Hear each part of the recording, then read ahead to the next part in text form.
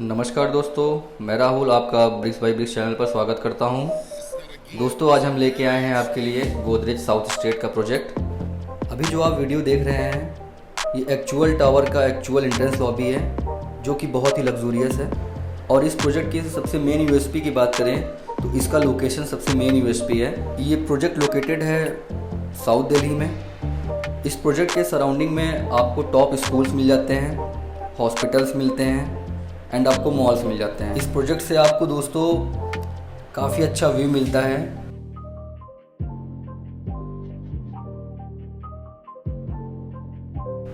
प्रोजेक्ट के बारे में आपको थोड़ा सा डिटेल बता देता हूँ। ये प्रोजेक्ट जो है टोटल 5.25 एकड़ में फैला हुआ है, जिसमें से आपको 3.5 एकड़ का ओपन एरिया मिलता है एंड 2.5 एकड़ का आपको केवल ग्रीन स्पेस मिलता है। इस प्रोजेक्ट में आपको दोस्तों 5 लेवल सिक्योरिटी मिल रही है। नॉर्मली आप देखते होंगे 3 लेवल सिक्योरिटी मिलती है, लेकिन यहाँ पे आपको 5 लेवल सिक्योरिटी मिल रही है।